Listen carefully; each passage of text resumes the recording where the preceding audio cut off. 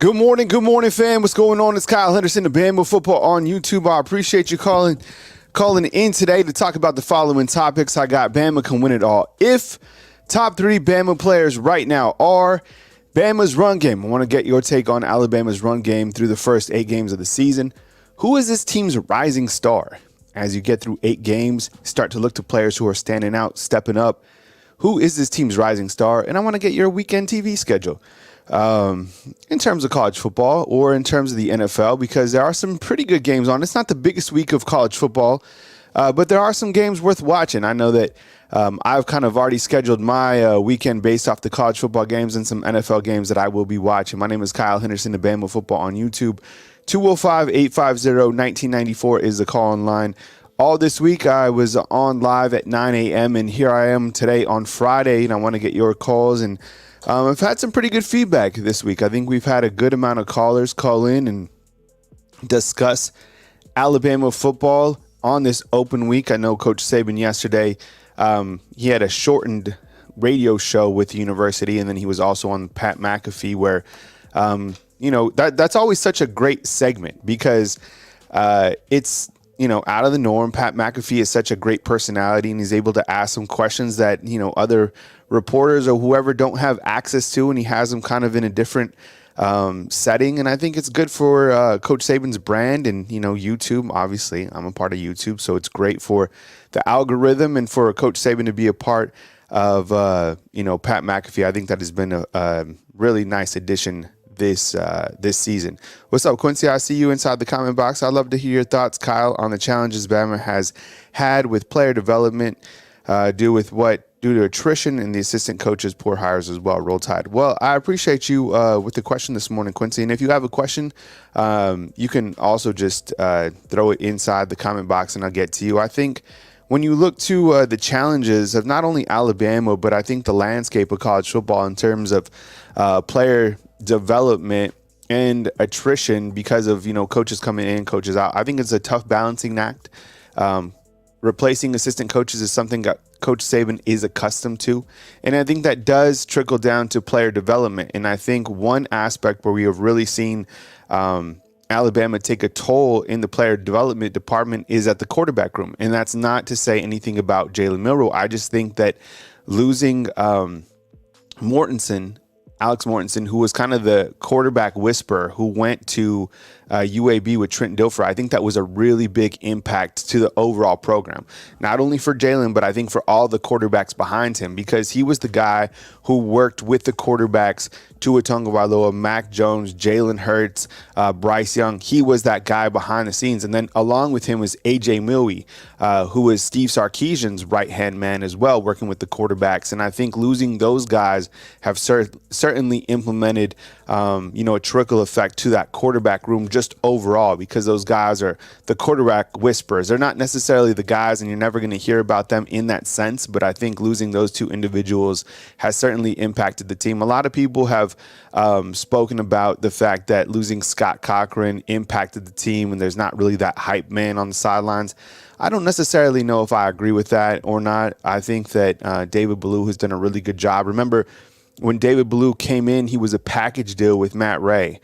Dr. Matt Ray was kind of the mad scientist and had all the analytics and could showcase some really interesting numbers from the catapult system that Alabama uses. But other than that, I don't think there's really been a step back in that developmental department in terms of the players getting stronger, getting faster.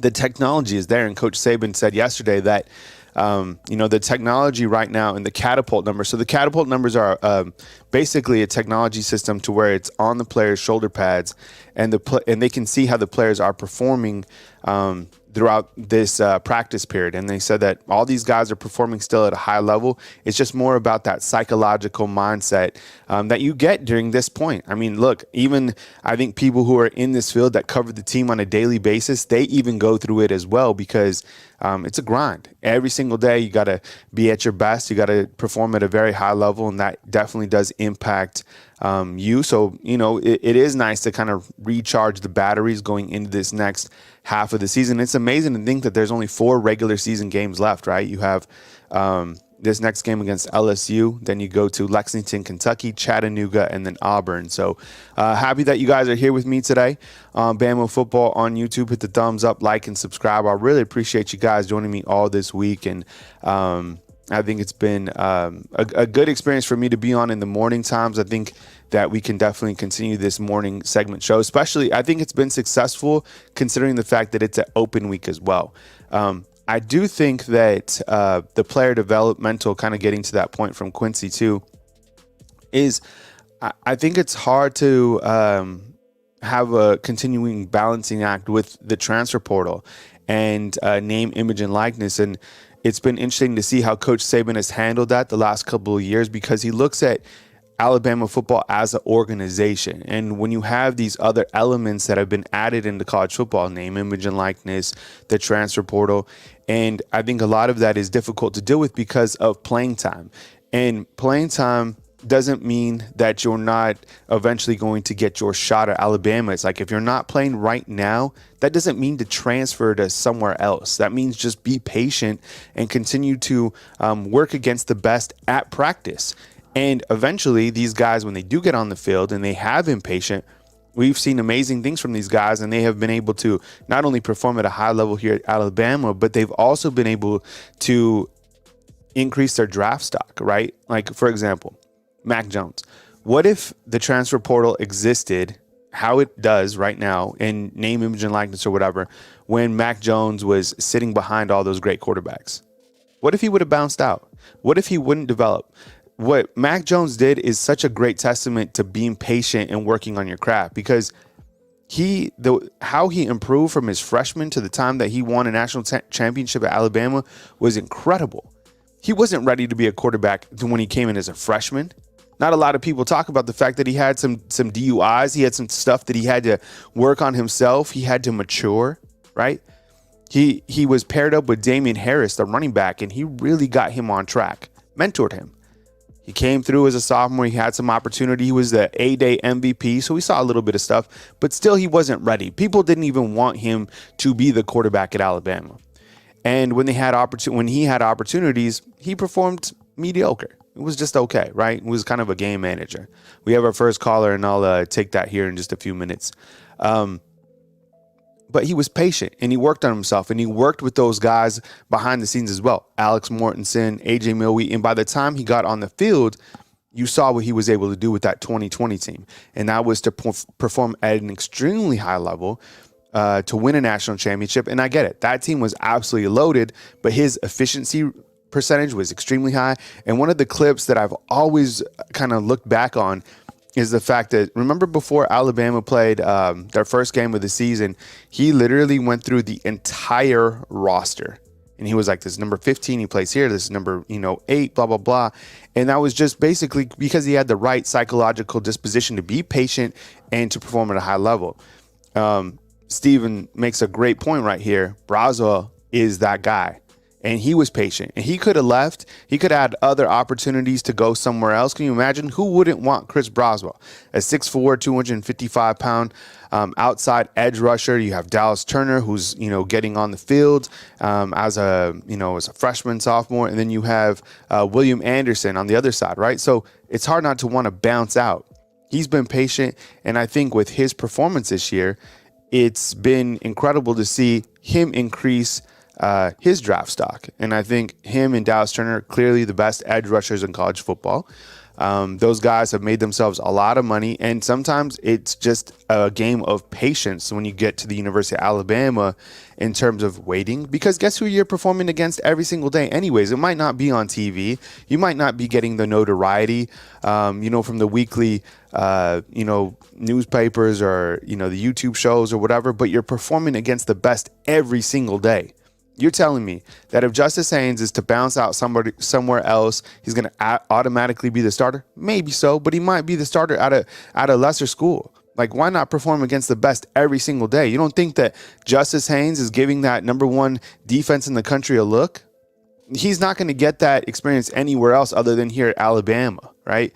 So be patient, wait your turn. And these guys have done a good job of doing that. And the guys that are patient and stay within the program and stay within the developmental process are the guys that we eventually see playing on Sundays. I was just looking at CBS. They just released their NFL mock draft. Let me bring that on screen. I'll get to my caller in just a second. You guys can call in, and I'll get with you guys today right here on Bama Football on YouTube. This is CBS's mock draft. I'll just roll through it real quick. If you want to see, kind of cruise through it, I think it's worth it.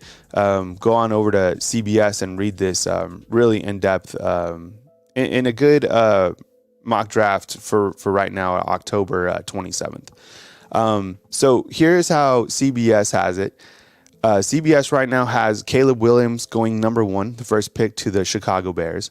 Then you have Marvin Harrison Jr.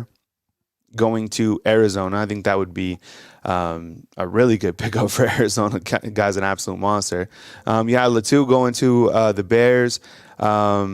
You have another Bears pick here in the first round. And what I was in kind of what I'm going at right here is that it's going to be a while before you see someone from Alabama within, the top 10. And I was thinking about it. It's like Dallas Turner.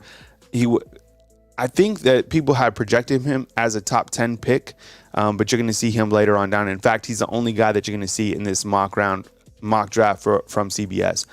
Drake May. Remember when Drake May?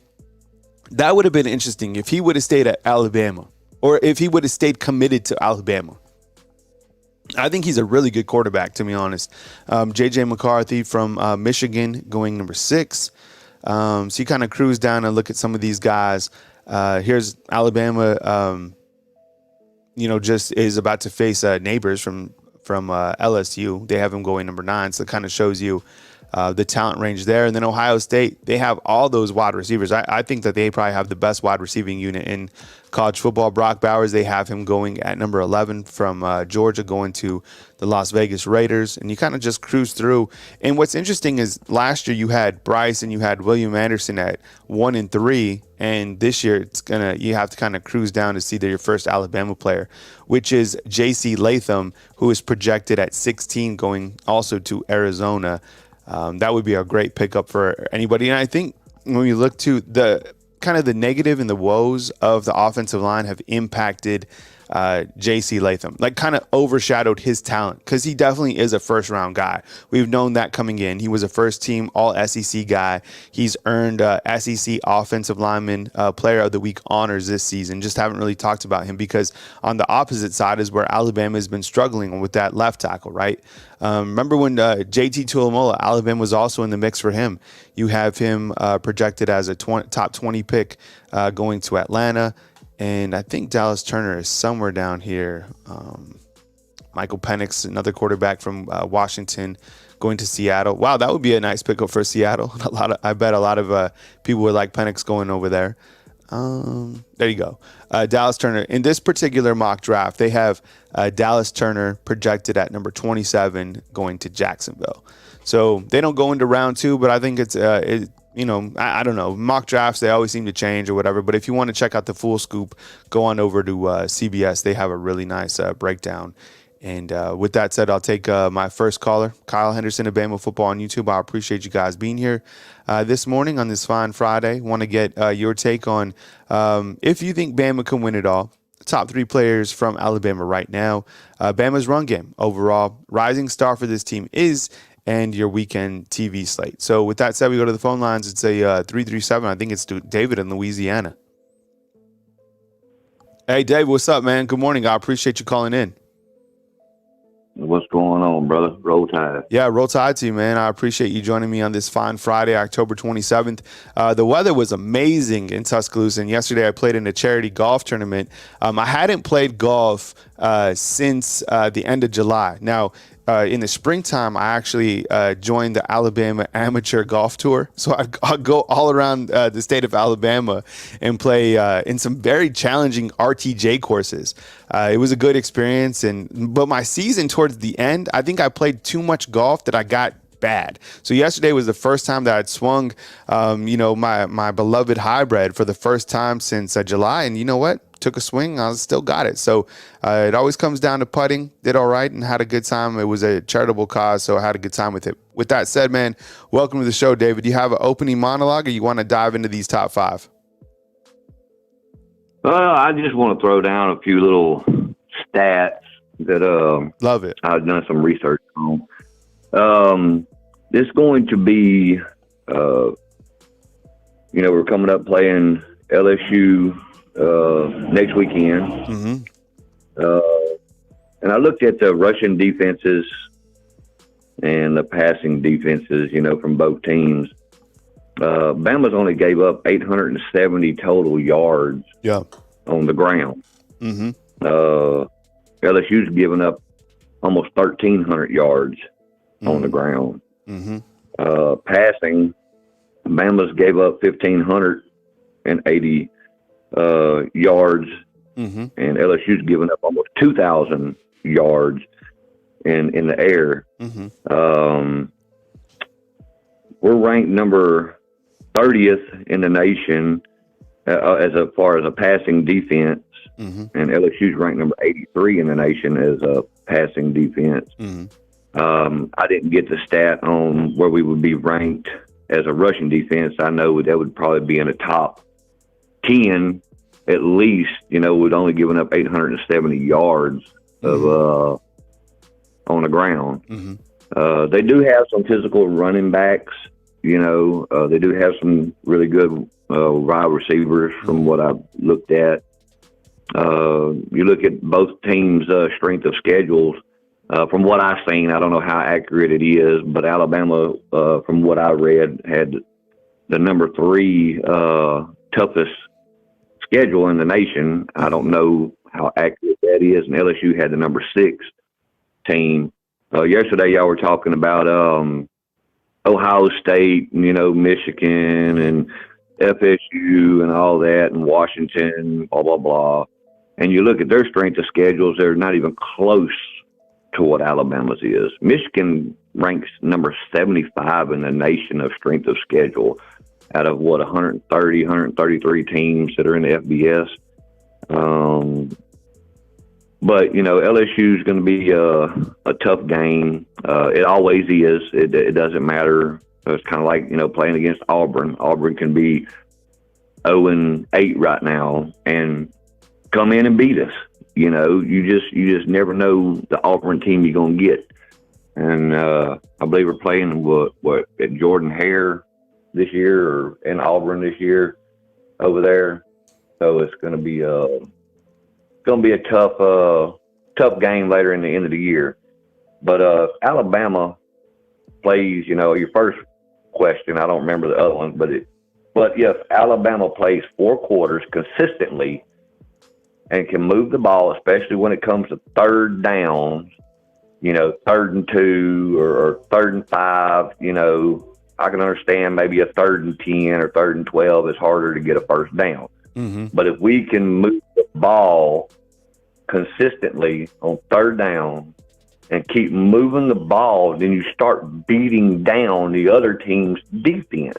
You want to keep their defense on the field and keep their offense off the field as much as possible.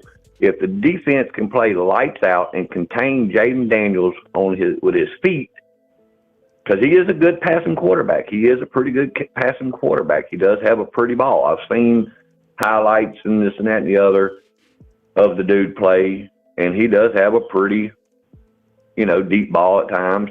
But what kills most teams is the run game with him, because he's not going to stay in the pocket long. If the pocket starts breaking down, he's not going to run sideline to sideline. He's going to try to run uphill, because I've seen several videos of him this year where he should have been carried out on a stretcher, getting slammed, broken in half almost, and he's not scared to run the ball. He's not one that's going to really slide too often. He's going to try to get the first down.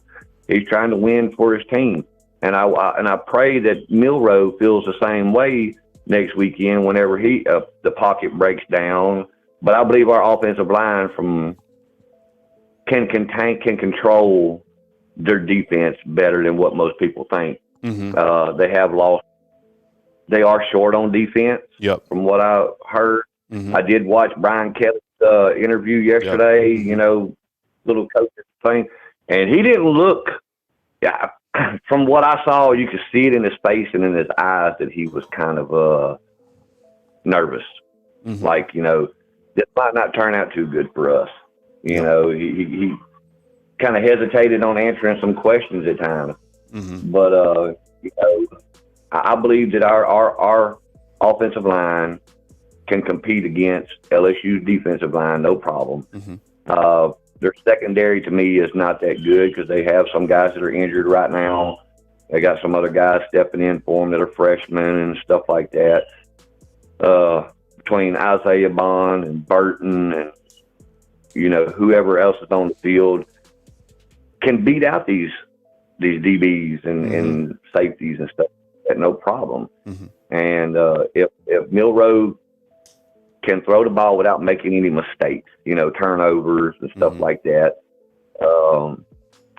it could be a one-sided game. I don't believe it will be, but it's going to be, you know, I believe Bama can come out, you know, and win, you know, by 10, maybe 7, you know, and hopefully they can do like they did in the second half, you know, just walk away with it and 21 points, 28-point victory. You know, that would be amazing because if you can beat LSU with that high-powered offense they have, the number 1 offense in the country, and you can contain them, these guys in the committee, because it's coming up, they're going to look at that and they're going to say, man, we just got a beast that just woke up. They woke up last week against Tennessee in the second half, and they played 4 quarters consistently against LSU.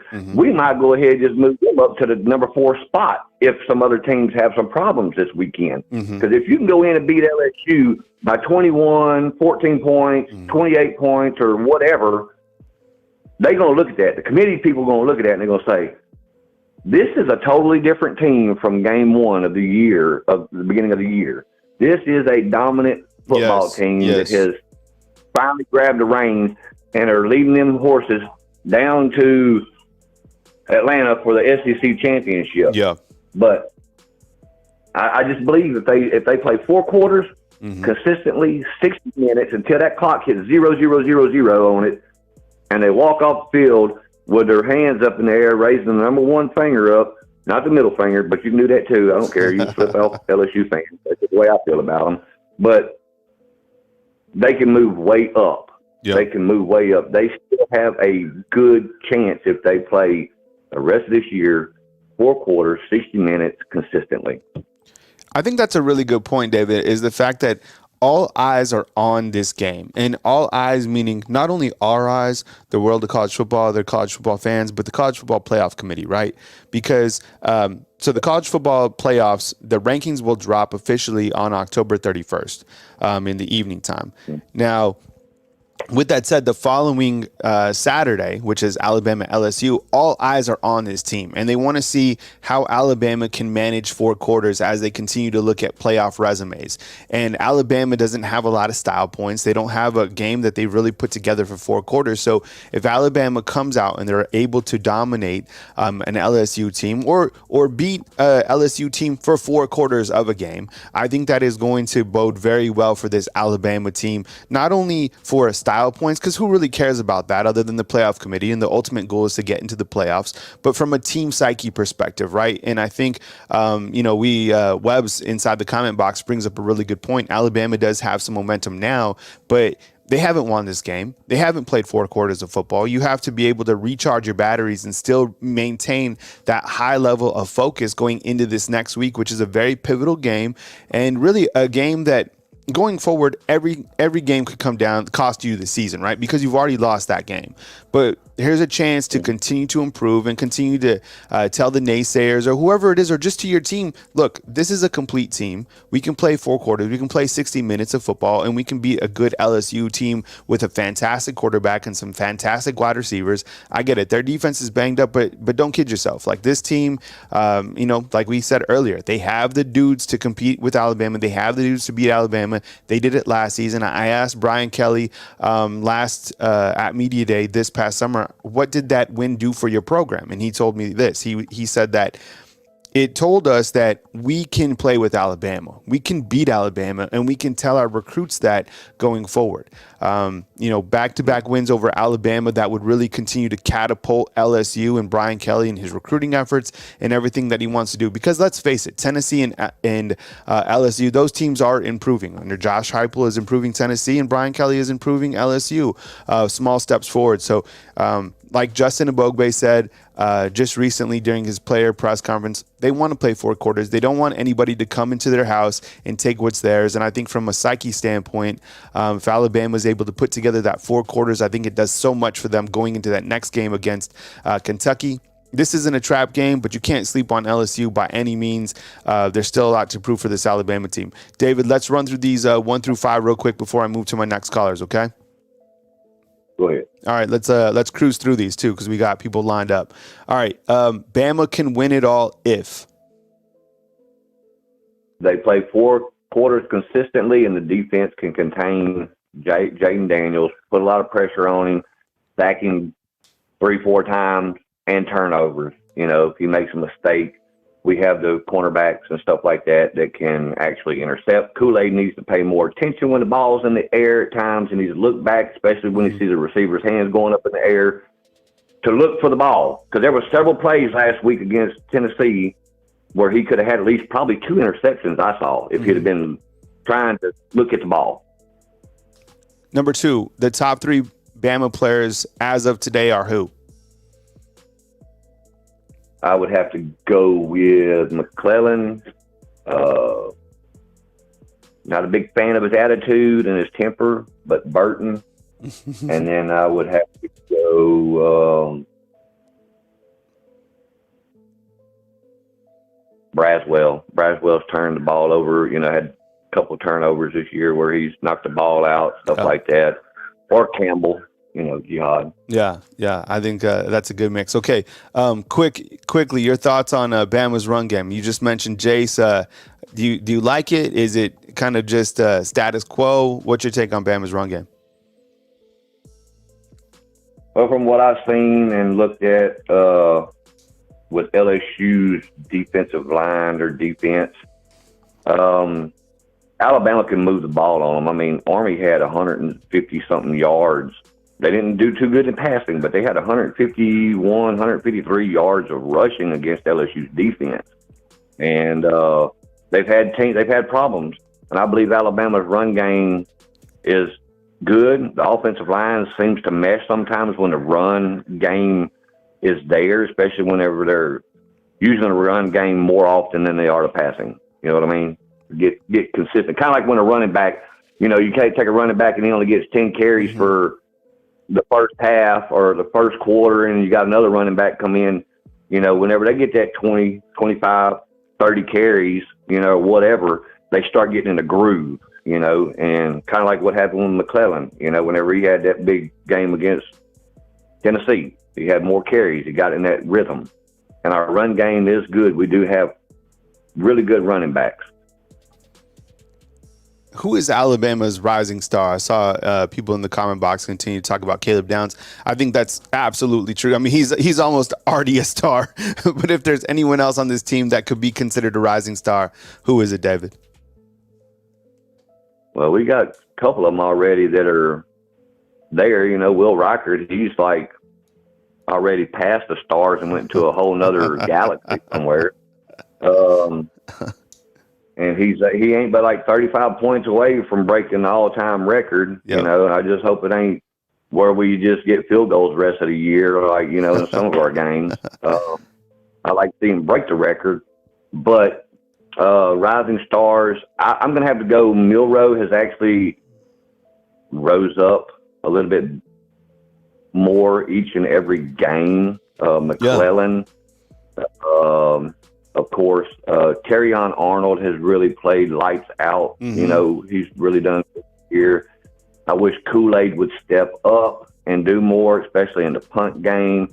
I believe we will see a whole new punt returner this next game. I heard him say, "You'll see me real soon."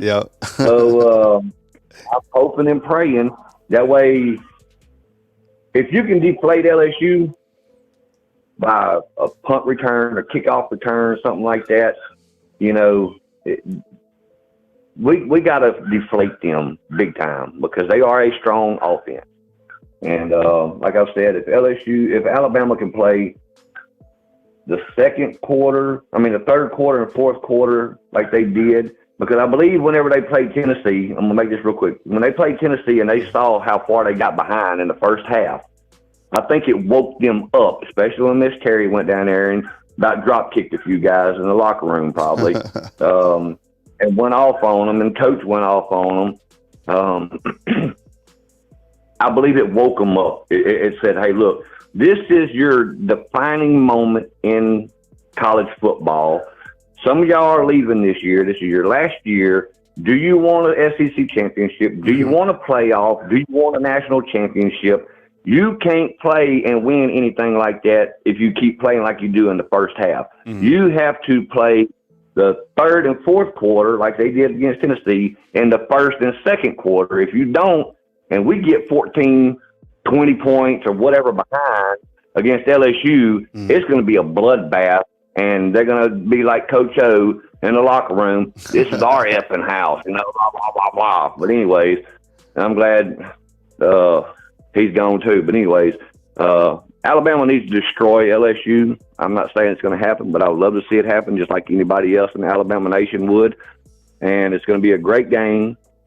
I believe Alabama can win. I think if we do win, it's going to be a closer game than what a lot of people think, unless we can find weaknesses in their defense, which I believe we will. And our defense is going to have to play top notch, no mistakes whatsoever. Can't let these wide receivers get behind us at all because they will burn us in a heartbeat. But we have the corners, we have everything we need. But with that being said, I know you got 15 million callers. I wish you did have 15 million callers, show, views and people on you. But you'll get there one day. I'll be praying for it. But with that being said, God bless each and every one of you. Oh, yeah, and as far as this weekend, I ain't got time to watch football. I've got another thing going on, so I really don't watch nobody unless it's Alabama, really, honestly. I love sports, but nobody else really. I just look at CBS or whatever and look at the scores and say, oh, well, Oregon got beat or whatever. But anyways, God bless each and every one of you. God bless this great country, believe it or not. And with that being said, roll tide, everyone. Y'all have a great weekend and be safe. All right, take it easy, David. Thank you very much for leading off the show. All right, David in Louisiana. We got a 586, a 720, and a 479 call-in coming up next right here on Bama Football on YouTube. I agree, Quincy. David is one of our top callers from Louisiana, or as he likes to say it, Louisiana. So with that being said, here are the questions today. Bama, they can win it all if top three players from Alabama are Bama's run game. Just your overall take. A rising star is in the weekend TV schedule that is on your list. My name is Kyle Henderson of Bama Football on YouTube. Thanks for joining us on this fine Friday, and thanks for joining us every single day this week at 9 a.m. Remember, next week we will continue this format as well as add on the other elements that make this channel what it is. Coach Saban's press conference, player interviews, and practice highlights, other observations going into this pivotal game against LSU. With that said, we go right back to the phone lines, and we got a 586. If you call in and the line is busy, that means that we have a ton of callers right now that are calling in. So you can be patient, or you can just continue to wait in, and I'll tell you when the call-in lines are open. 586, let's do it. Hey, I appreciate you calling in this morning. You're on the line with Kyle Henderson. Who I'm on the line with, and where are you calling in from? Hey, Kyle, it's Marcel. I'm calling in from Detroit. Hey, what's up, Marcel? I know you tried to get in yesterday, man, so I appreciate you coming back on Friday to chop it up with me, man. You have some sort of opening monologue? You want to get something off your chest, or you want to dive right into these 5 questions? First, I would just like to say I'm a huge fan of your show. Thank you, man. You make great content, and I watch you pretty much every day, so I'm a huge fan, so keep going. Yeah, thanks, man. I really appreciate it, and I appreciate you calling in from Detroit, and you watch the show. It's amazing to see kind of the the landscape of all the Alabama football fans. I mean, it's such a large brand that it goes nationwide. That's why I think, it's made this channel so successful, is there's so many different pockets of the country that have Alabama fans for one reason or another. And I think a big reason of that is because of Nick Saban and the mentality that he started back in 2006 whenever he got here. And you see that kind of transformed forward. Like, there was a caller yesterday, and I know a lot of people didn't agree with his points, talking about it was AJ from New York. But he was thinking about that time period when Nick Saban grabbed a ton of college football fans just because of his approach and his coaching style. With that said, man, Bama can win it all if this happens. I think Bama can, but it'll be hard because, if you look at the offense, it's not consistent. But like I said, if we continue to have good drives and if we can get the ball out quick and have a good run game, I think we can do it. And obviously, if the defense steps up and get stops, I think we can. The top 3 players for Alabama, who are they right now? If you look at numbers, I'm a big numbers guy. So if you look at numbers, the freshman, Caleb Downs, he's been the most productive. Mm-hmm. I would definitely say him. Mm-hmm. I would say Jalen Merrill. Mm-hmm. And I would say Jermaine Burton as of right now. Yeah. And look, those are great picks. Those might be my picks as well. You look at, because I'm with you. I'm a numbers guy, and so is David, our last caller. He's always chiming in with looking at the statistics and everything like that. And so the statistics right now for a freshman who just came into the University of Alabama, Caleb Downs has 63 total tackles, which leads the entire team. He has 2 interceptions. He has 1 pass breakup. And overall, his pro football focus grade has been really impressive for a freshman. I know he's been challenged by a lot of teams. He's a freshman, but we've seen him grow up on the season. Just for stats wise, Jalen Milroe is 19 of 153. He has 13 touchdowns. He has 5 interceptions. His longest is 79 yards. And he's been sacked 30 times for 212 yards, which is crazy. But his efficiency, which is 6th in the entire country, which is 175. And you're talking about 6th in the country behind guys who have a lot more attempts, but it is what it is. I mean, those are the statistics, and I think we've continued to see him climb upwards. And I think with Jermaine Burton, a guy who has certainly became the alpha of that offensive side of the ball. It's kind of crazy to see like a wide receiver take on that role. 23 receptions for 508 yards with 5 touchdowns. And he's really became the guy and just performing at an ultra high level. And I think, like I was saying earlier in the show, he's a guy who came back to earn money. I mean, you look at last year, I don't even know where he would have been taken in the NFL draft, 6th, 7th round or something like that. And this year, and granted, there's a ton of wide receivers, but he's going to be up there in terms of guys who make it to the NFL. Okay, what are your thoughts on Bama's run game overall? I know it's not overall flashy, but it's productive. And I thought last week against Tennessee, those 115 yards from Jace McClellan, they were earned yards. He's a tough running back. Coach Saban said he's one of the toughest players on the team. What's your take on this overall running back room? I think it's pretty good. Like I said, I think we have personally 4 starting running backs, but I think we do need to be more effective in the run game. But it's kind of hard because offensive line doesn't, not really doing a good job as of right now. It's getting better, but it's not doing what it needs to do. So that's just my total take on it. Yeah, and I think kind of to add on to that is you do have 4 running back starters, right?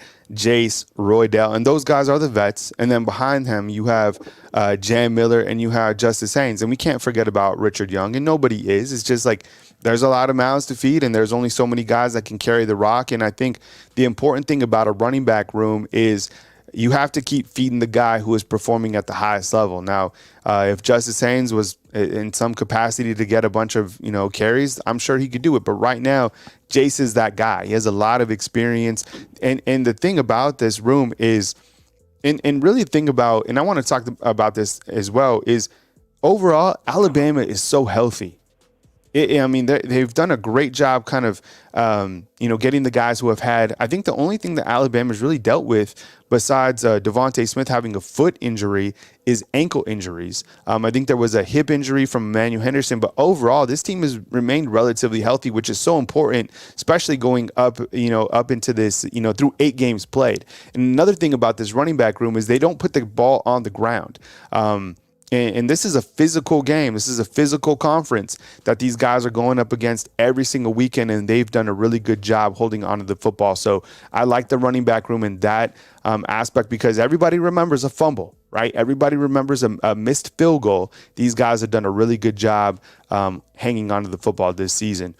Who is this team's rising star? I know you already mentioned Caleb Downs, but when you think about other names on this team, who else kind of stands out? And I love David's pick about talking about Jalen Milroe. If things just click for Jalen Milroe, this team is going to a whole nother stratosphere of, in terms of talent. And I think he's getting there. But you talked about Caleb Downs. Is there anyone else on this team that you'd like to mention as a potential rising star? I mean, it's just hard not to say Caleb Downs. I mean, he's a freshman. He has 39 tackles, I think, at safety. That's just my opinion. I think he has the potential to be a really high pick, but that's just my total take on it. Yeah, and you look at other safeties that Coach Saban has had here, and they're different. You have Hightower, you have a Minkah Fitzpatrick, but Coach Saban literally told Chris Lowe of ESPN, and Chris Lowe has that hotline right into Coach Saban's office. And Saban's one of the, I think now he's been talking to McAfee more about kind of, other topical stuff. But in terms of like inside info, he gives Chris Lowe that. And he said that Caleb Downs is on pace and kind of what he has from a talent standpoint to be the best safety as a freshman he's ever had, which says so much. And, we have Barron inside the comment box says rising star Caleb Downs as well.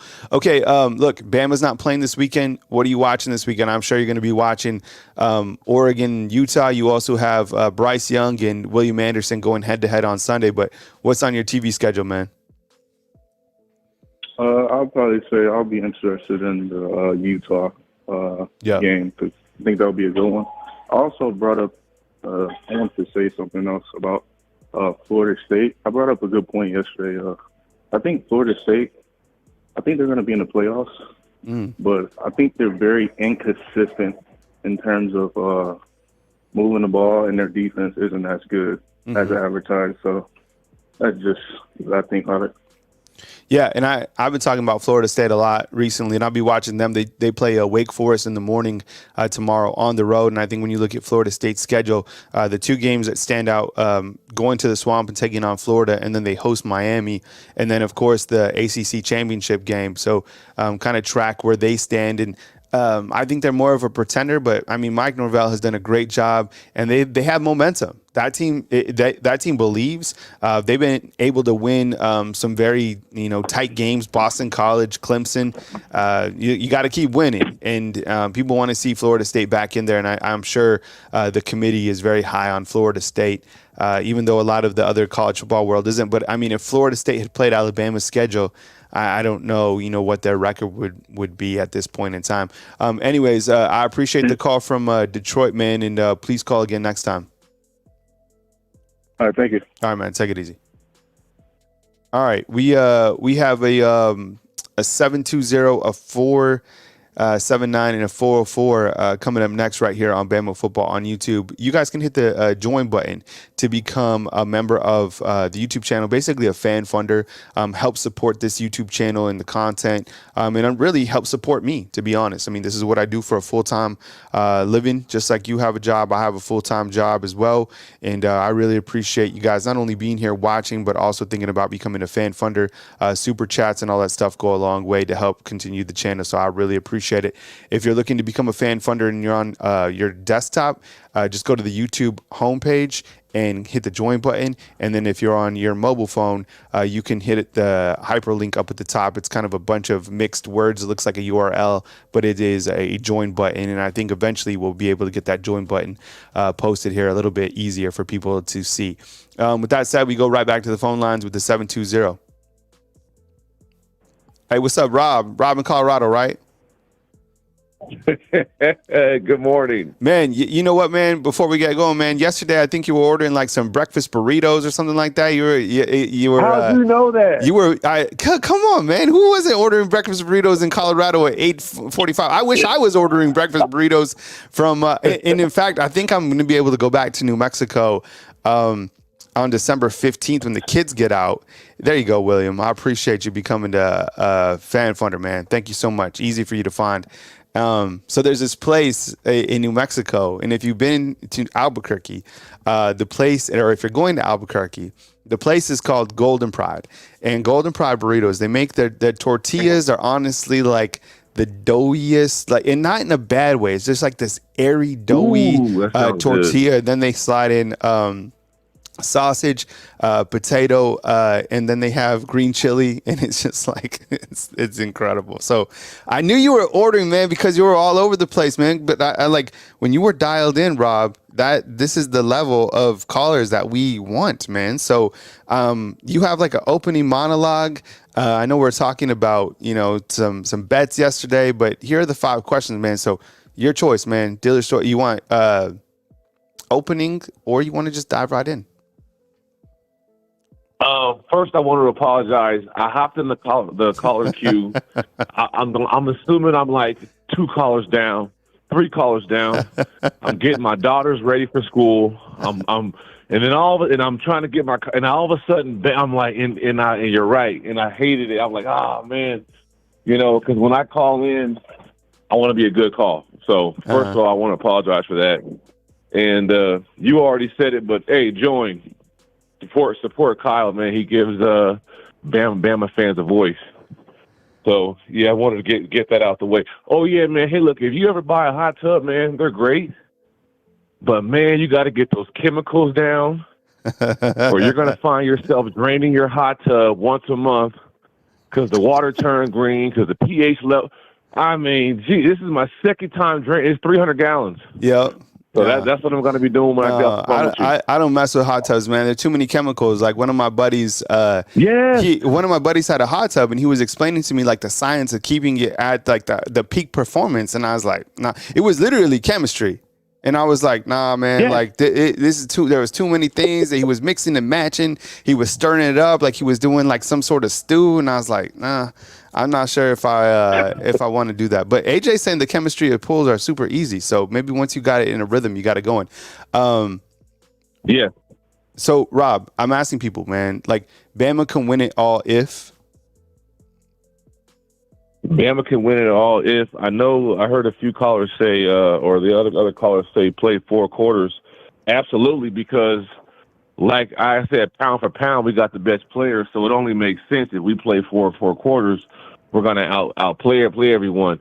If the O-line, really the weak links on the O-line, if you remember, what year was that, Kyle, where I think, you know, I'm not trying to down him, but I think the center, who was the center? And he was the weak link on our O-line, and we replaced him, and we ended up winning a championship in 2020. Mm-hmm. Man, what was his name? I mean, the center in 2020 replaced. I don't know. Someone in the comment box would definitely know 100%. But I mean, Chris Daniels, though. Not Chris Daniels. Chris Owens. Something. Chris Owens. Chris Owens. Yeah, Chris Owens. Yeah. Do you remember? Now hold on now Kyle? Would you compare that weak link to this year's weak link? Yeah. No. I think that.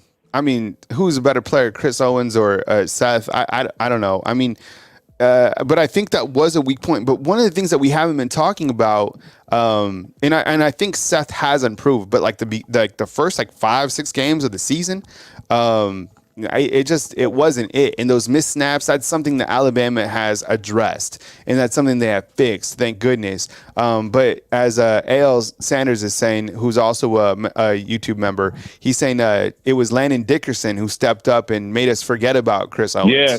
Because when Landon Dickerson, when he took over, remember what was crazy about Landon Dickerson? Remember when he came in and he could barely walk, but he still wanted to participate, and people were like, he can't walk. Is he going to be able to play? And he came in and he like went in for one play. And I think Jonathan is saying that was against Ohio State. He came in for one play. Yeah, and Jonathan is saying inside the comment box, it seems like Chris Owens was here for 12 years. It did, and you know who it seemed like who was here for longer? 6 years. Yeah, it was Kendall Randolph. It seemed like Kendall Randolph was just going to be like Van Wilder for Saban. And he was just going to be here for like he transferred out. Man, he transferred out. Yeah, he left. Man, hey, I miss cornbread. I miss 65 cornbread, bro. Yeah, cornbread. Cornbread used to move guys out the way. Cornbread. What a name! You remember that? Yeah, cornbread. Man, so how can this Bama team? I'm sorry. What can they do to win it all? O-line, bro. People give Milroe a lot of slack, but man, this guy's, like I said, he's a first-year starter. This is his first main year. He had a little bit of play last year, but you know he's not like the one guy said yesterday or 2 days. He had a great point. Penix is like 6 years. Bo Nix 4 or 5 years. So if we could kind of get Milroe comfortable, and I'm pretty sure if he trusts his O-line, he can relax. He can make these passes. Because I'm telling you, man, once we get Milroe down, he gets some confidence. He starts making these passes, bro. No one's going to beat us. Mm-hmm. Yeah, I think so too. I think like the better Milroe gets, the least the chances of beating Alabama decrease greatly.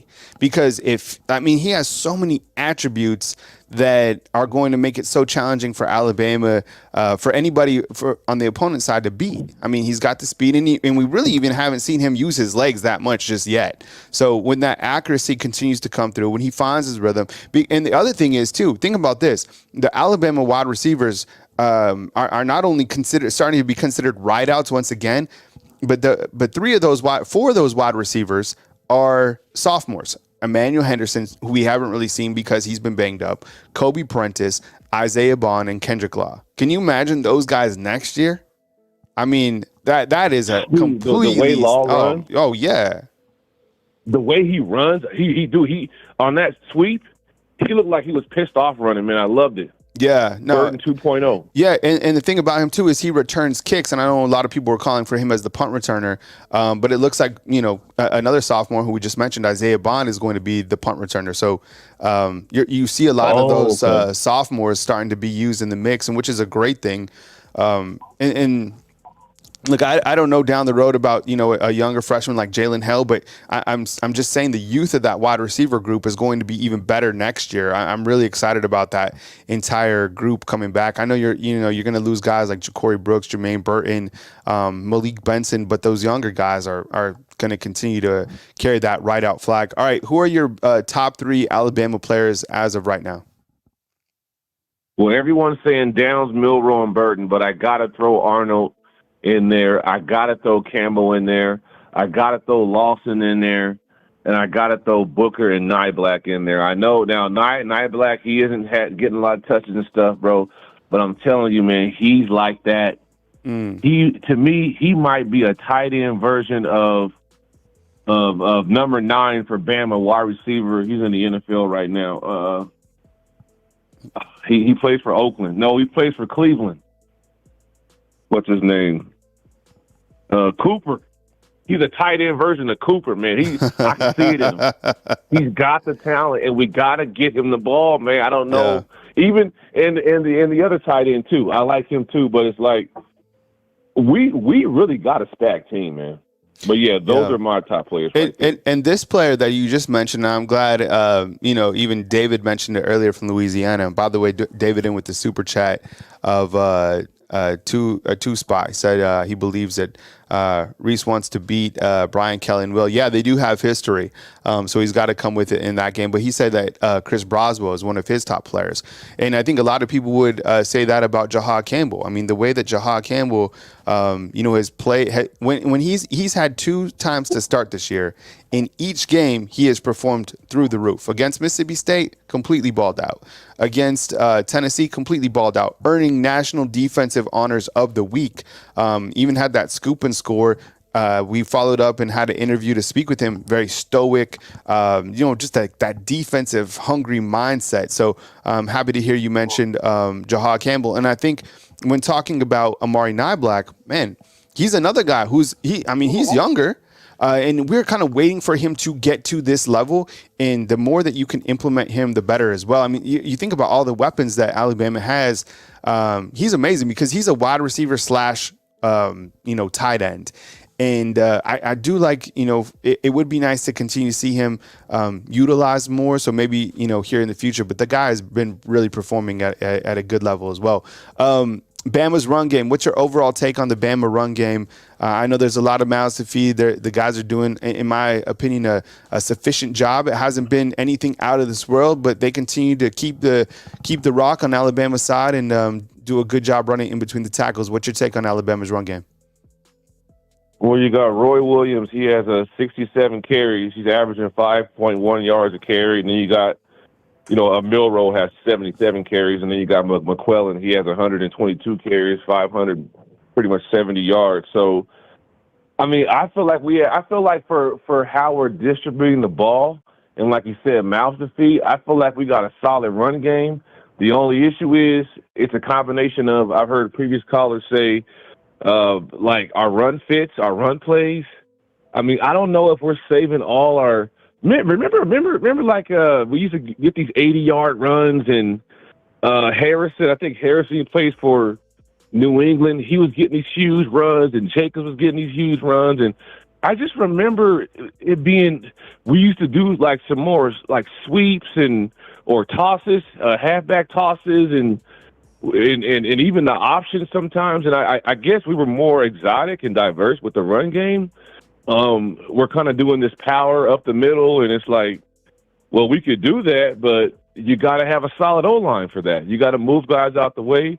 Guys got to pull and stretch. So I feel like our run game was pretty obviously far better in the past, but I don't know. Maybe we're saving these crazy misdirections and runs for, Georgia and Auburn and LSU, but we're winning, okay? But let's not save too much and get too far behind the ball.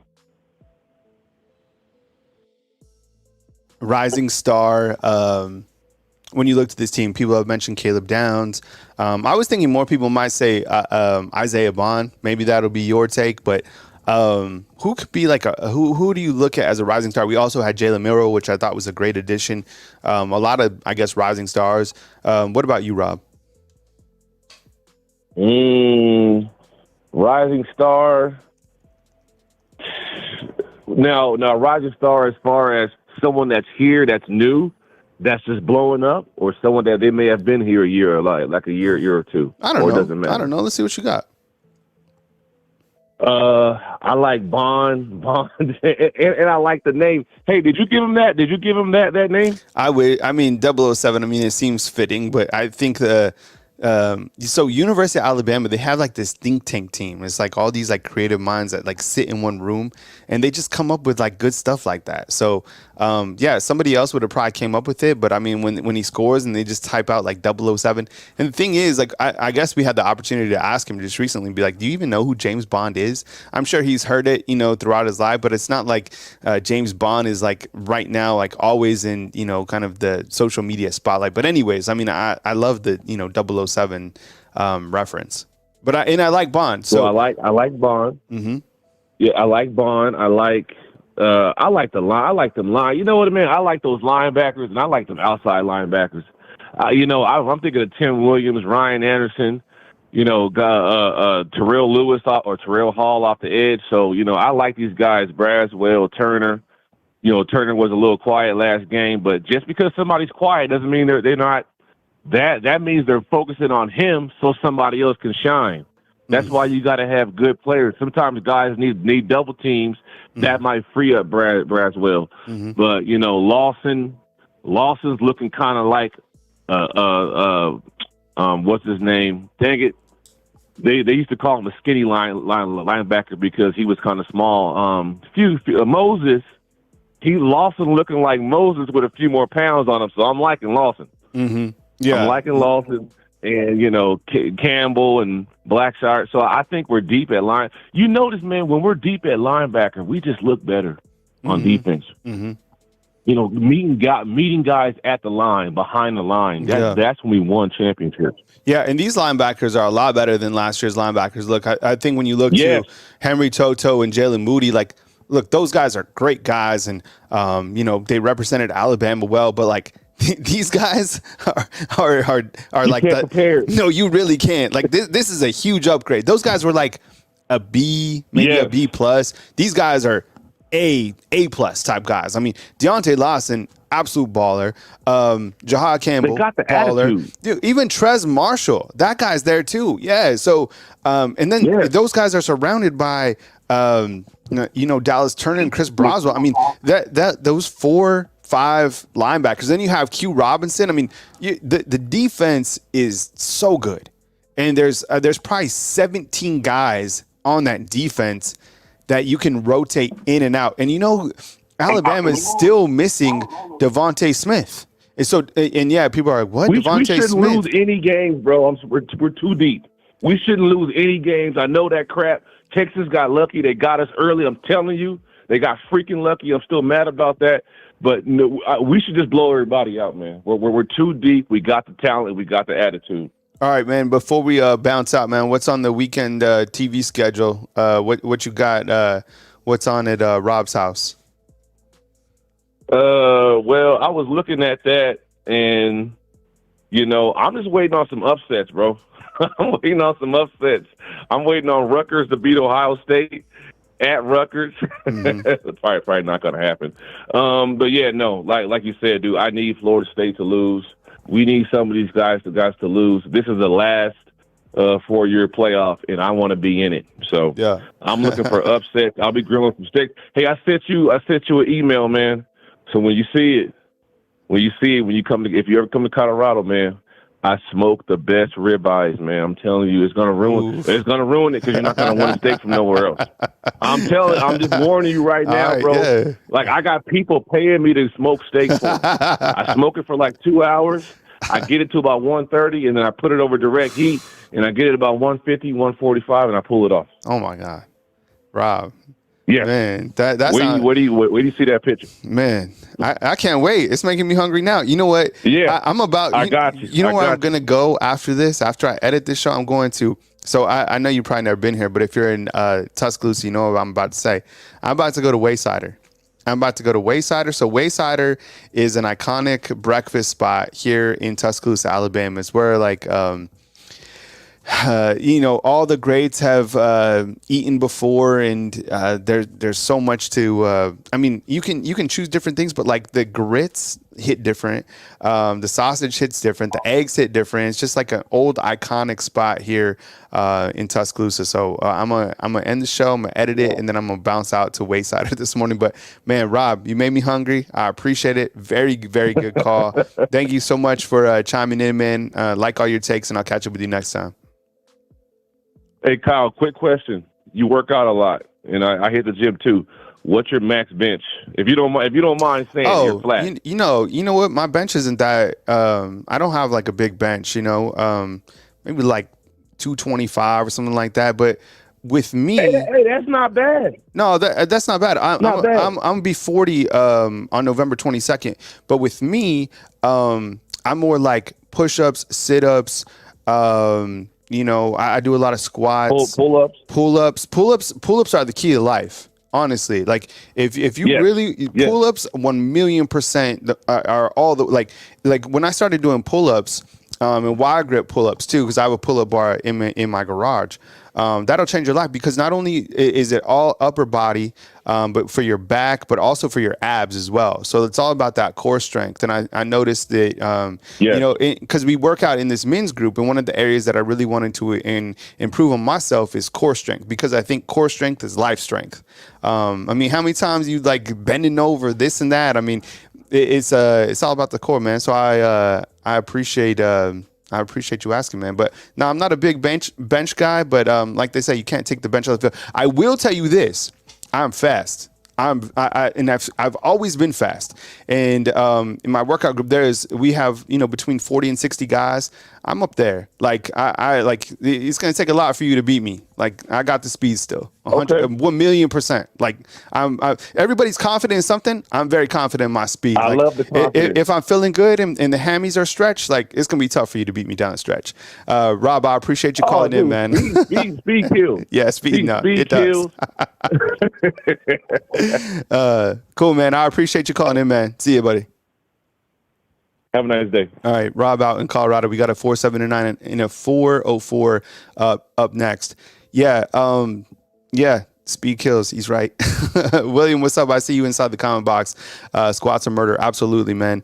We got a couple super chats to run through. David with the $2 spot. I believe Reese wants to beat Kelly. Yeah, obviously. They got the history there.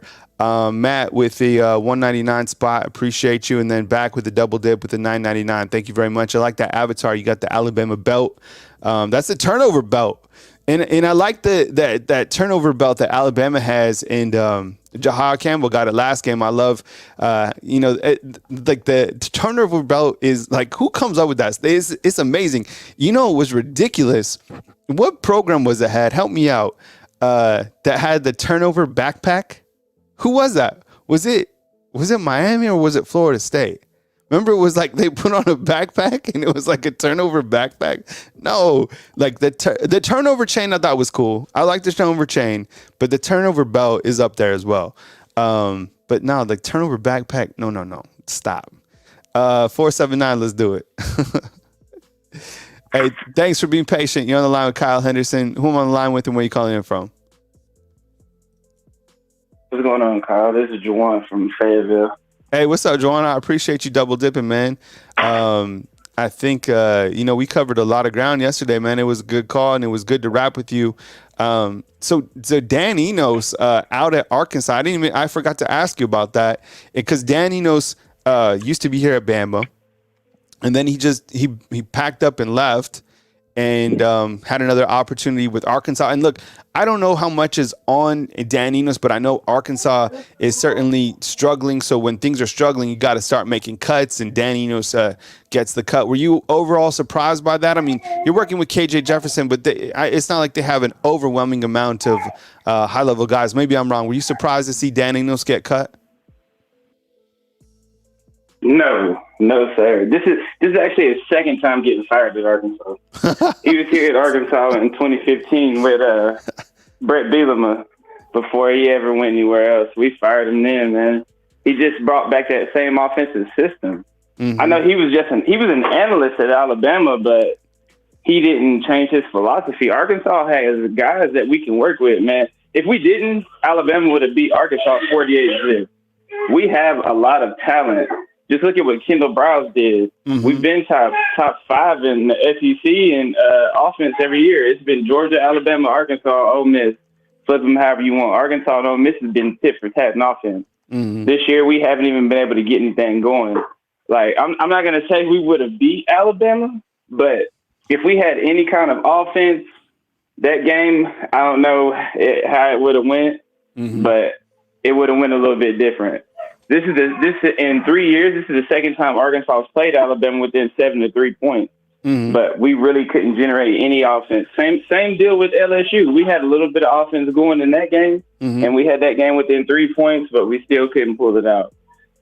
Kendall Browse leaving, that really hurt us because we should have kept the same offensive system going, which is more of your veer and shoot, fast pace on that Browse tree, mm-hmm. the Art Browse tree mm-hmm. with Jeff Levy type of style of offense that Oklahoma's running. Mm-hmm.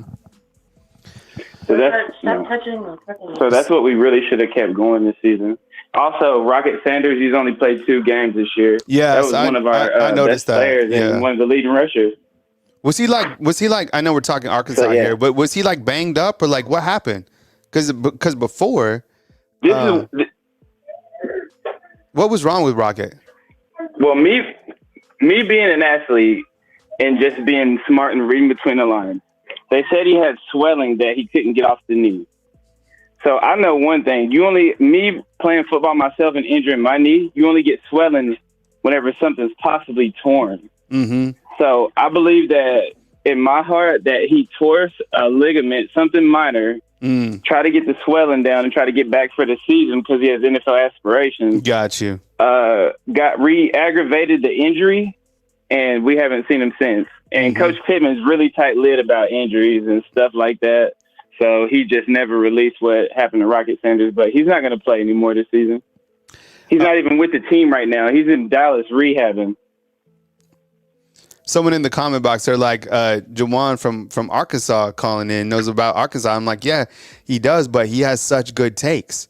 And that's kind of the beauty of it is like we have some callers in here that are so widely versed on not only like the program, like where they might live, but just college football in general. That's what I love about the college football show. And I think too about the show is it's just fun to talk football, right? Like it's fun to have different takes, and you got Jawan, the baby in the back again, Jawan. But I'm asking everybody, Jawan, today, Bama can win it all if this happens. I think Bama wins it all. They just keep playing how they're playing, man. People have to realize this, and I know this is hard to wrap your mind around. This is the most talented roster ever in Alabama history. You can go look at the composite scores. You can go look at ratings, however you want to slice it. There's never been a talented roster like this at Alabama, and that's just by the numbers. They're putting it all together slowly. Even though they're not playing world-beating like we think, those guys are playing over their heads. And this is more what I look at. Do you ever catch yourself looking into the future with all these young guys? Just like Jalen Milroe is young, bro. Yeah. Isaiah Bond is young. Toby Pace is young. Jan Miller, these are underclassmen. Yeah. Only guys you're going to possibly lose is Jason McClellan. So they're playing like this right now, man. It's scary to think what they're going to be next year. And I got a hot take for you. Kyle. I know I'm not trying to skip ahead to the rising stars of Alabama, but I think the rising star that we really got to talk about is Dylan Lonergan. If Dylan Lonergan was on campus last season, as Jalen Milroe was, who do you think would really be the quarterback right now? They say the kid is out there slanging it. Yeah. throwing dimes out there. So I look at it like this. With the talent Alabama has on the outside, in the backfield, at tight end, Danny Lewis, Amari Navlat, if Dylan Lonergan improves his game, what do you think that's going to look like?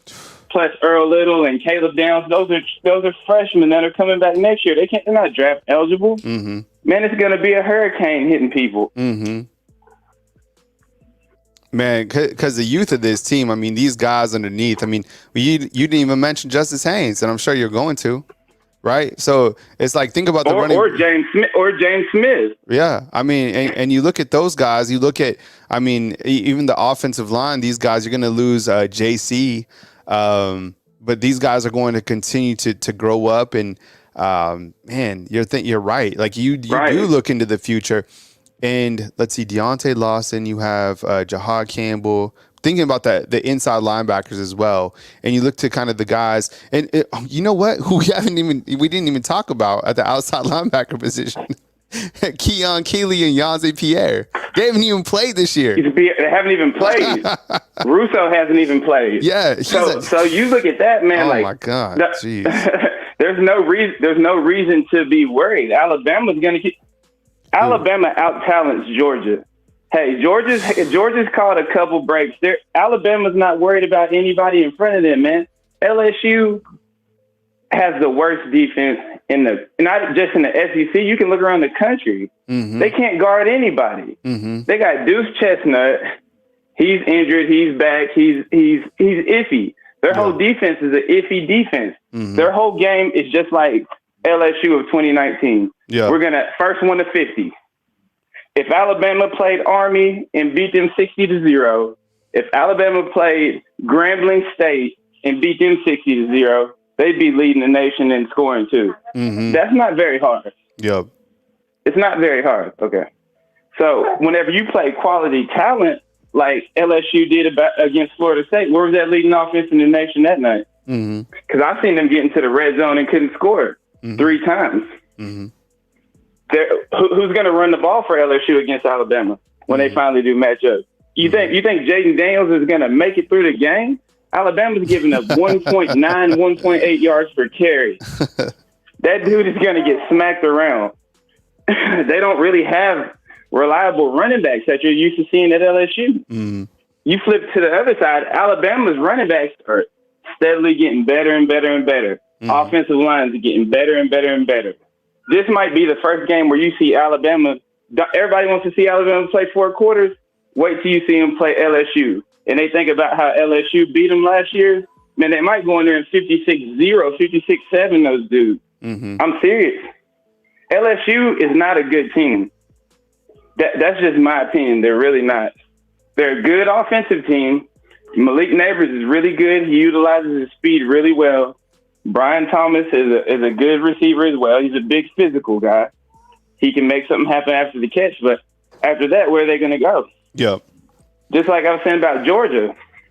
When Georgia plays Alabama, where are they going to go with the football?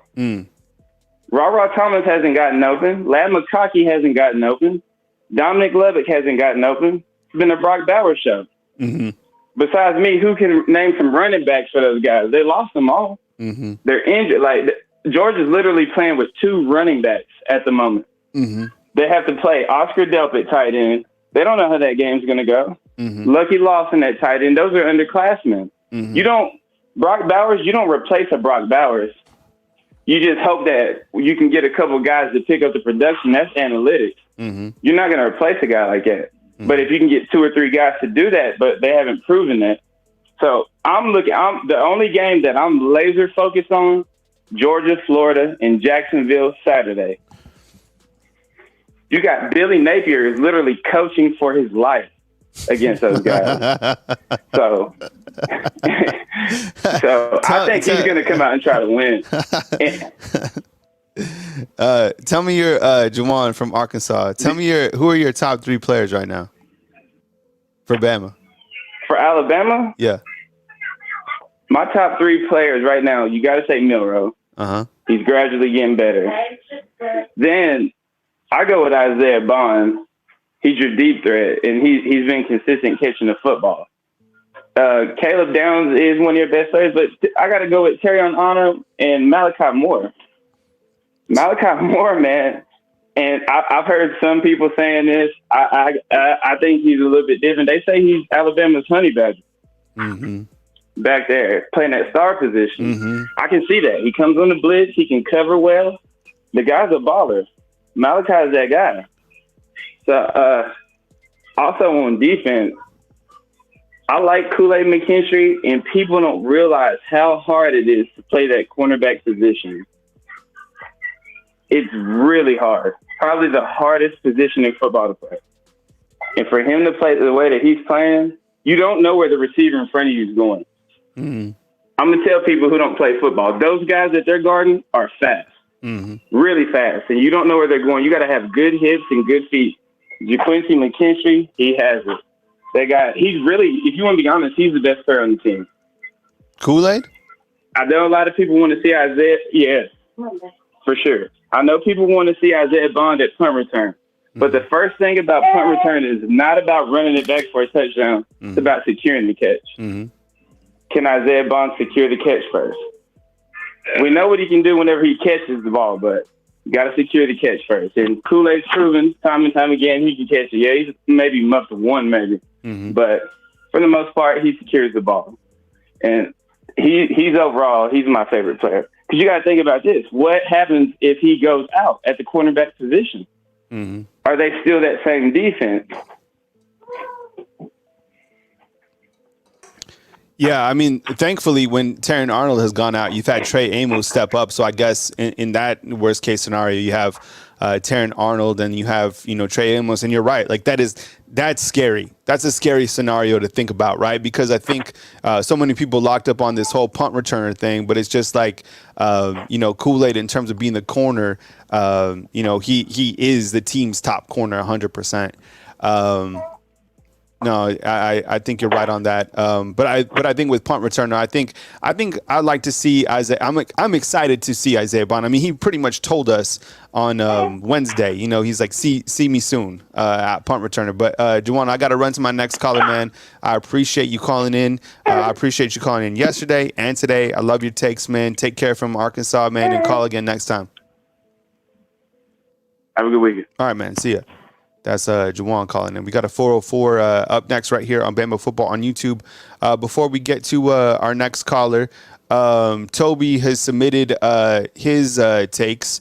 I appreciate you watching. Toby is the number one fan out of Leeds, Alabama. So Toby's takes are this. I'm gonna put it full screen so you can see it. So every home game, Toby and I chop it up about Alabama football. I see him right before I get to the media press box, and we kind of go over the game plan, and then he calls Coach Saban and tells Coach Saban what to do. So here are Toby's takes. And number one, Bama can win it all if Toby texted me, and he said, if we run the ball.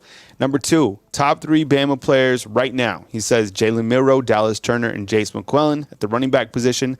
Number three, Bama's run game. He just wants to continue to see Alabama run the ball. And that's something that Toby has said to me all season is like he wants to see Alabama run the ball, impose their will on people, and he thinks that feeding the running backs is going to add to more W's inside the win column. So that's Toby's take on number three. Rising star.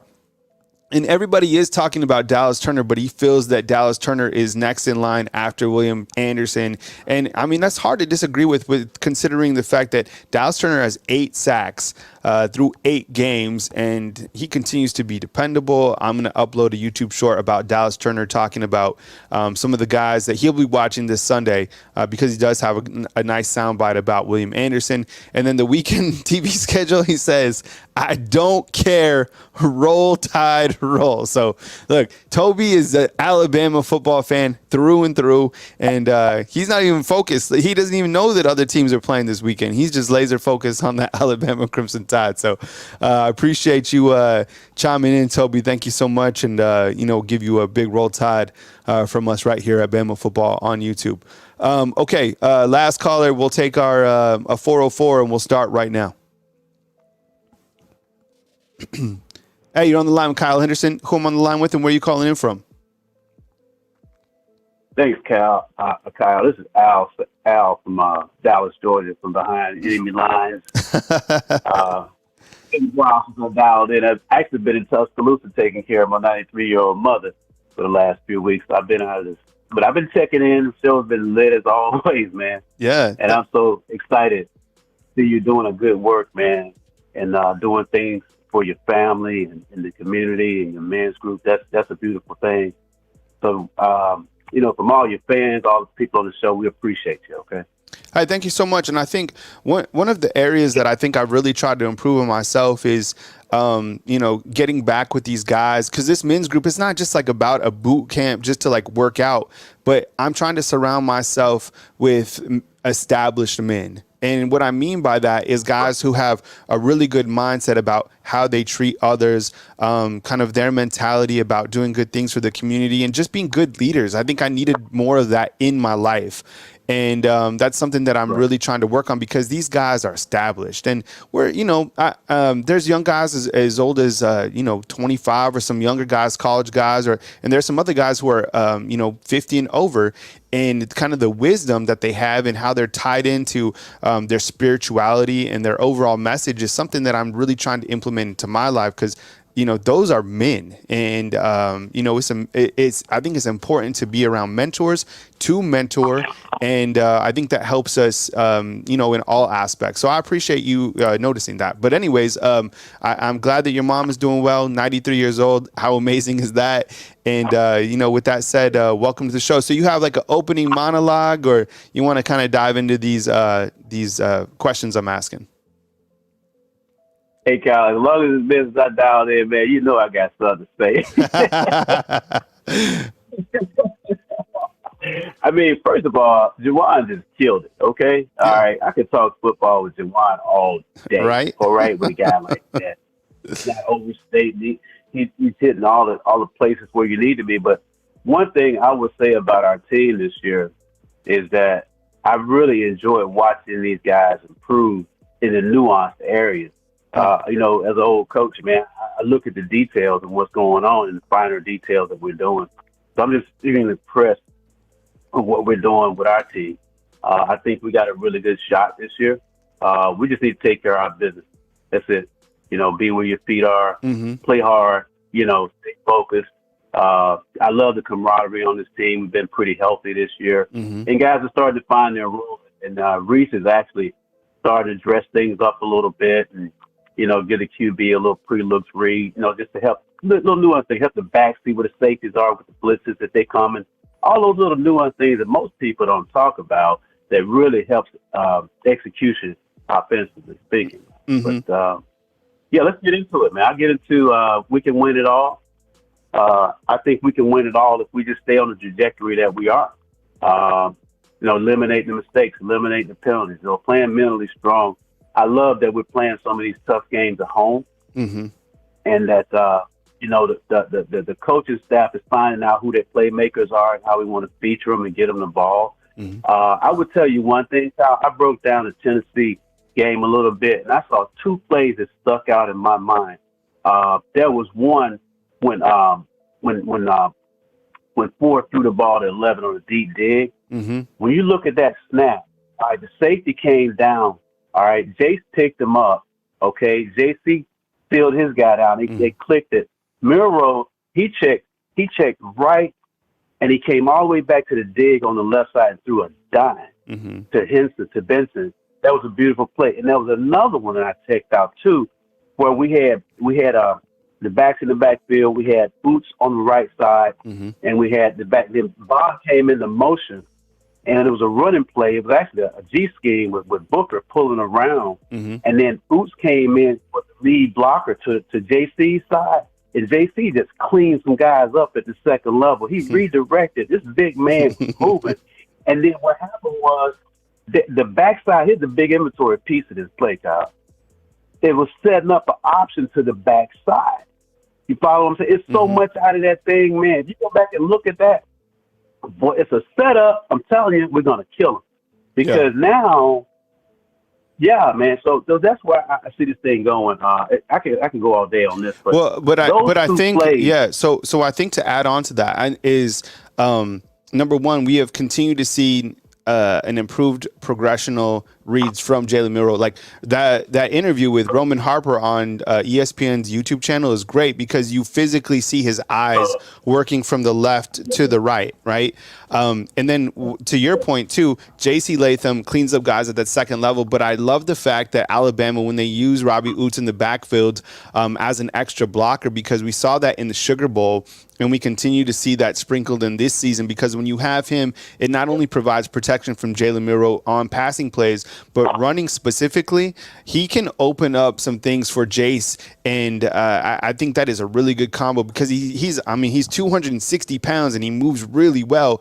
And like you said, Tyler Booker is a super athletic guard. So there's a lot going on with those linemen. I mean, we could throw in Robbie Oots as a lineman type H-back, whatever. And that opens up things for Jace. And Roydell Williams is able to, when he's in, I think Jace does a great job running north and south. But the thing about Roydell, if you rewatch film on him, is he has a better insight to follow his blockers.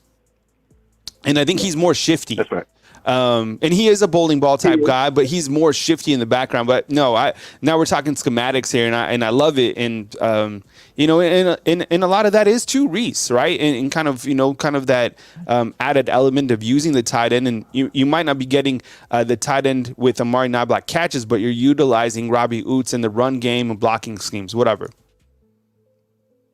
Yeah, I think what happens when we're in 11 with Oots, it's kind of, it helps us run the ball, but it also helps our freshmen. We'll slide them over and help them out some. That's why we don't see 9 block as much, because the freshmen can't really handle the rush right now so much. But when we go to 12, it takes one of our receivers off the field. So we kind of develop in that area. That's why you hadn't seen 9 block pop as much, But I think we're a great team, man. I just think we got a lot of weapons and everything's evolving. We just gotta, just stay true to ourselves and keep developing and just work on execution. But we talked about we can win it all. I'll get into that a little bit.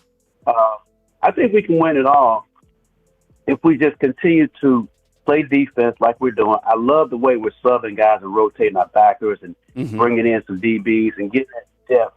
I really love the way we're playing in the interior. I think Justin above it, he's getting overlooked, man. And Tim Smith is balling this year, man. Yeah. I mean, Tim is just really he's just getting into guys and he's getting overlooked. And the guy that I love is Tim Keenan in the middle, man. He's my dude, okay?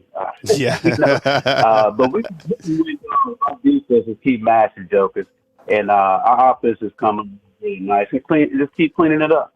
Keep the mistakes and penalties down. I love that. My top 3 players, it starts with the QB one. This guy, if you look at his national ratings, he's like the 5th rated quarterback in the nation. That's no accident. And the guy is just a redshirt sophomore. I mean, you can see his progression, confidence. One thing I do think, this is a hot take, I believe.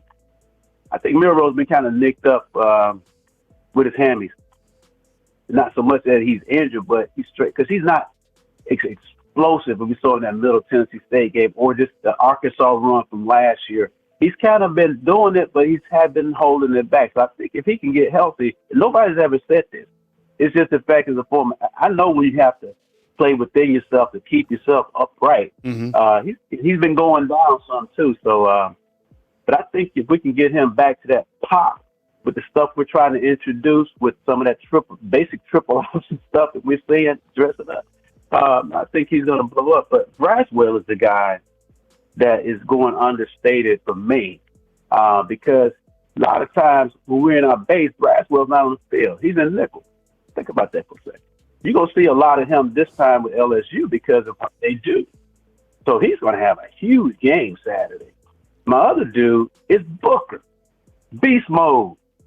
That dude, man, I'm going to tell you, we got to get excited talking about him, man, because he's the key, and Jaden Roberts beside him, they're really helping Seth out, and it's really helped our run game. Most people don't see that, but Roberts, if you stand beside JC, he looks like a tackle. He has great feet, and on a contact, man, he mashes people. So that's why our run game is starting to pop a little bit. And lastly, Caleb, you can't overlook that kid, man. When he hits you, you're going down. He's always sitting right, and now he's playing in the field. He's a weapon. I mean, when Caleb, who, by the way, and I said this earlier in the show, leads the team in tackles. Him and Joe Milton that quarterback for Tennessee's a big man, and that was a collision. And same thing when Jalen Milroe was running and he hit 2 Tennessee defenders, and that was an explosion as well. Man, you know what I'm talking about? Like I was like, man. This is a grown man game. I mean, these guys are young, but man. Okay. So that was run game. I'll get to that one, and I just touched on it earlier. But Booker and Roberts, we're starting to see some G schemes, some powers, and stuff like that. And with Oops, basically, if we were under center and we were in I formation, we'd be running leads with Oops and Jace. But we dress it up, put him in an H-back and move him, that being Oops, and then we're pulling Booker, and to Roberts and JC's side, they can just clean guys up. And here comes Booker, man. You want to see him? Do you really want to see that dude coming at you? And then with Oops right there, that's just hard to deal with, So I love our running game. That's the nuance of it all. But with Roberts going in, and Booker on the other side helping Seth out. Seth is a really good guy when he's moving, but point of contact is a little weak. That's why our running game's improved. Don't matter who we put in the backfield. Those guys are doing it up front. Number 4, Rising Star. I got to say it's got to be the improvement in overall growth and leadership and understanding of what we're trying to get out of the play with Milroe. I think he's starting to see more of the field. I think he's really been proven on some of this stuff. I think that what I'd like to do, I'd like to see him get 81 involved a little bit more in some of the check downs a little quicker, just so that can keep the linebackers up. So that second level dig kind of stuff and overs, it'll create more space in that window. I'd like to see him do that. Also, Jihad. Jihad Campbell. Can't say enough about that kid. Yeah. He's a team player. He don't complain. He comes in, he does his job. I mean, he's a star. He's a freaking star, man. And I think that our overall linebacker room this year, it's back to the standard. Yeah. They're the dogs. They're the alpha dogs, and the defense is playing and feeding off of them. I love it. Al, let me bring up a good point. And Josh, thank you very much for the comments. I hope you keep the early live shows I was still watching. Next week, you rock, Kyle. I appreciate the support. Honestly, I've had a good time on the morning show, so I appreciate it. Al, we're on with Al from Dallas, Georgia. So, okay, Dallas Turner, right? Like, he's the guy. Yeah. Everybody's hyping him up, and rightfully so. He's the man on defense, right? Well, guess who? Yeah. Guess who was in his ear? Guess who was on him? Guess who was coaching him up when he had that penalty against Mississippi State on the block kick? It was Deontay Lawson. 32. It was Deontay Lawson. 32. Deontay Lawson is the alpha. If you have the stones to go and call out Dallas Turner and to tell him face to face, like, that's the accountability. And that tells you, like, and Dallas Turner was like, all right, yeah, cool. Deontay Lawson is the man. But to your point, like, that is the standard of the inside linebacker. Like, the captain, the signal caller is supposed to be the alpha every single year on your defense. And Deontay Lawson is clearly that guy. Yeah. We play that hateful football we got back to. We don't like nobody. Okay? Yeah. So, yeah, I love these guys, man. And I'll tell you what. I'm going to tell you what. It starts at the top with Kevin Steele. He gets those guys. And our defense is so different than last year, previous years, because you look at T-Rob on the sideline with those guys. He gets into them. Kevin Steele, he gets them so amped up, man. Those guys are ready. Hair on fire the whole game. So I think they love playing for this dude. I mean, I know how that goes. Been there, done that. Tell you, I know what it feels like. Okay. And so far as this weekend, Bama's not playing. I'm like Cody. But I will say this. I will say this. I'm watching UGA Florida. I'm watching OU Kansas, and I'm watching Oregon Utah. Yeah. But let me digress. I watched Ohio State and Penn State last week. I was not impressed with either one of the quarterbacks, and everybody always wants to pound on Jalen. I mean, I think he outclasses either one of these guys right now as a sophomore. Okay, their offenses were basically inept, even with Marvin Harrison. Yeah. They're limited. I mean, I don't know those guys, man. I just don't see them. Our trajectory, the way I see us playing, we got so much upside than what I saw of Ohio State and Penn State. I just would hate that we would potentially run the table. Okay, even going to beat Georgia in the SEC championship, and those other teams go undefeated, and we don't get a shot. I would hate to see that. Yeah, that's a real potential because of the Bama hate with Heather Dennis and all those people out there, But I say we just keep doing us. We just keep doing us. Yep, that's it, man. Yeah. And it's easy. Just win out. Just win. Just win. Just win out. Just win. It doesn't matter. I mean, just win. Yeah, because you don't have the style points, and you got to just keep winning. What's up, Al? I would say one thing though. I would say, like Saban said, I want to win the game. I want to beat you. Okay. Yeah. And so if we just beat people the rest of the year, it's gonna make us. That's weighty. It's like a guy with heavy hands. You're gonna feel him. Okay. You may see the action, but you're really gonna feel him. Okay. So, hey man, I'm truly excited to be back on with you, Kyle. I've really been missing the show, but been taking care of mom, and I thank God for her. Yeah. And as far as what you're doing, Bruce, man, iron does sharpen iron, and key, you know, Solomon asked God for wisdom, Yeah. and that's what he asked, and God blessed him to be the man that we all know him to be. So, you know, kudos to you for seeking out wisdom. That is a key to spirituality and success in life with anyone. I read Proverbs every day. Today is Proverbs 27. I read Proverbs 27. I do it every day. Tomorrow, 28th, I read Proverbs. And I guarantee you, Kyle, I'm sharing this from what I know. If you do it every day, it will totally reprogram you in a way that you're going to be tapped into wisdom. Wisdom is a spirit. It's not a word. Wisdom is a spirit that God created in the beginning. So I encourage you to pursue that. God bless you, man. One day, I hope to meet you and chop it up on that tip. We can talk football forever, but eternity is beyond all of that. Yeah. And so I love your show, man. I appreciate you big time. I'm just telling you, Thanks for having me. All right, man. Appreciate it. Thanks, Al. I appreciate it, man. Thank you so much. That was Al calling in from Dallas, Georgia. Yeah, I mean, look, I like wisdom. I like to be around people who are high-level thinkers. I like to think, this is my life is college football, but like there is much more to that as well. And I want to continue to be around people who are high-level thinkers, mentors, and I also want to mentor. So that's really important to me. Want to run through a super chat real quick.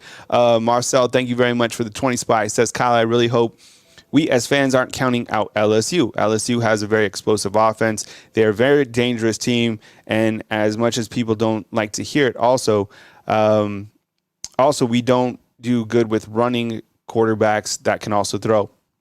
Very good point. I think that this is going to be a very challenging game. The quarterback presents a lot of challenges. Coach Saban last night on his radio show talked about Jaden Daniels and said, look, that he is a quarterback that can extend plays and has a lot of capabilities. This quarterback, I've watched him many, many times, and he certainly has the weapons on the outside to make you pay. And I think he's probably the best quarterback in college football, to be quite honest. So it'll be a tall task. But as we've continued to highlight, if the fans might be overlooking, and look, I think people do have a little bit more respect for LSU, just considering the fact that they beat Alabama head-to-head last year.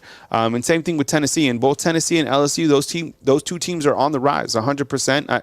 I have to admit, I didn't think Brian Kelly would do as good as he would do with LSU. I mean, they're not perfect by any means, but they're at least relevant. And they're going to come in here, and they're going to be a problem for Alabama. We know that. It's going to take 60 minutes of complete football, specifically from the defense. You have to limit turnovers. Jalen Milroe has to play big, and big-time players have to step up in big-time games. This is another opportunity for Alabama to go out and show that this is a four-quarter team, that this is a team that is worthy to win the SEC West, that this is a team that is capable to play against a high-level offense once again, and they've been challenged on the season. Steve Sarkisian, Lane Kiffin, Texas A&M, and all their wide receivers, Tennessee, all their complete components that they had for their that was a much better offense than I thought, and they had a good game plan, but Alabama able to out-scheme them there in the second half. Thank you very much, Lisa Lucht, for the super chat. I really appreciate you on the back end with the 50 spot. I really, really appreciate it. If I didn't get to your call today, I will catch up with you next time. So thank you very much for calling in and being a part of the show. I really appreciate you guys in all aspects. And thank you for believing in the show. So hit the thumbs up, like, and subscribe. Stay tuned for recuts from the show. I'm going to piece some stuff together from the show. There's a lot of good content here. So I really appreciate the super chat. Coming to you from beautiful Tuscaloosa, Alabama. And Byron, I just can't bail on you like that, man. Dewey Spy Daniels. Yeah, I think you're going to have to come up with some creative play schemes to be able to stop a quarterback like this. Has Bama, now I'm thinking about it, has Bama went against a quarterback that they've spied? We'll have to think about that and have our defensive minds come in and chop it up. So look for me kind of, to go live here and there. I might even come to you on the weekends because I just, I like being here talking college football with you guys. But like, subscribe, and I will catch you soon. Coming to you from beautiful Tuscaloosa, Alabama, Kyle Henderson at Bama Football on YouTube.